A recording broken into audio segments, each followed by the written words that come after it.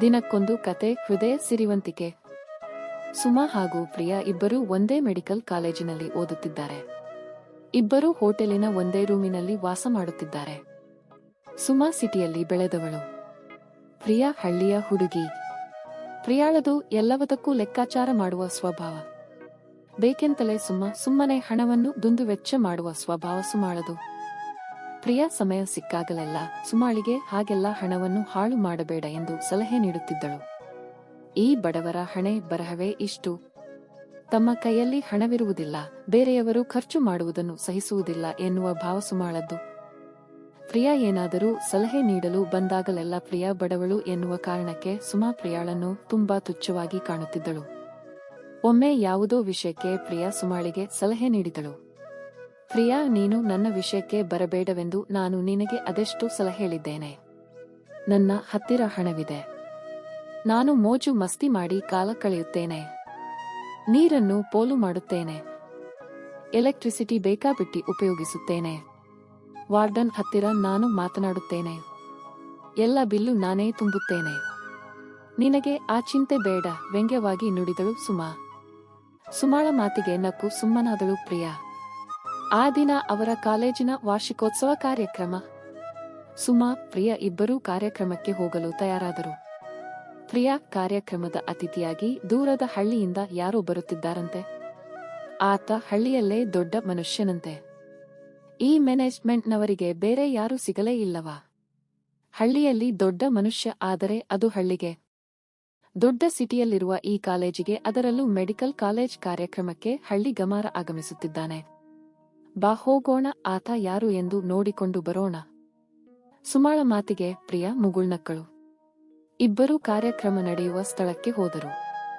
ಕಾರ್ಯಕ್ರಮದ ಉದ್ಘಾಟನೆಯೂ ಆಯಿತು. ಕಾಲೇಜಿನ ಪ್ರಾಂಶುಪಾಲರು ಮುಖ್ಯ ಅತಿಥಿಯ ಪರಿಚಯ ಆರಂಭಿಸಿದರು. ಶ್ರೀಯುತ, ಇವರ ವಾಸ ಹಳ್ಳಿಯಲ್ಲಿ. ಇವರದು ಹಳ್ಳಿಯಲ್ಲಿ ಒಂದು ಫ್ಯಾಕ್ಟರಿ ಇದೆ. ಆ ಫ್ಯಾಕ್ಟರಿಯಲ್ಲಿ ಅದೇ ಊರಿನ ಜನರು ಕೆಲಸ ಮಾಡುತ್ತಾರೆ. ಆ ಊರಿನ ಜನರಿಗೆಲ್ಲ ಇವರೇ ಆಧಾರ. ಪ್ರತಿ ವರ್ಷ ತಮ್ಮ ಆದಾಯದ ಒಂದು ಭಾಗವನ್ನು ನಮ್ಮ ಕಾಲೇಜಿನಲ್ಲಿ ಓದುತ್ತಿರುವ ಬಡ ವಿದ್ಯಾರ್ಥಿಗಳಿಗೆ ನೀಡಿ ಅವರ ಓದಿಗೆ ಸಹಾಯ ಮಾಡುತ್ತಿದ್ದಾರೆ. ಈ ವರ್ಷ ಕೂಡ 10 ವಿದ್ಯಾರ್ಥಿಗಳು ಇವರ ಸಹಾಯದ ಮೂಲಕ ನಮ್ಮ ಕಾಲೇಜಿನಲ್ಲಿ ವ್ಯಾಸಂಗ ಮಾಡುತ್ತಿದ್ದಾರೆ. ಈಗಾಗಲೇ 100 ವಿದ್ಯಾರ್ಥಿಗಳು ಇವರ ಧನ ಸಹಾಯದಿಂದ ಈ ಕಾಲೇಜಿನಲ್ಲಿ ವಿದ್ಯಾಭ್ಯಾಸ ಮುಗಿಸಿ ವೈದ್ಯರಾಗಿ ಜನರ ಸೇವೆ ಮಾಡುತ್ತಿದ್ದಾರೆ. ಇಲ್ಲಿ ಅವರಿಂದ ಸಹಾಯ ಪಡೆದ ವ್ಯಕ್ತಿಗಳು ಗಳಿಸಲು ಆರಂಭಿಸಿದ ಮೇಲೆ 10 ಬಡ ಮಕ್ಕಳಿಗೆ ಸಹಾಯ ಮಾಡಬೇಕು ಎನ್ನುವುದೇ ಅವರ ಬಯಕೆ.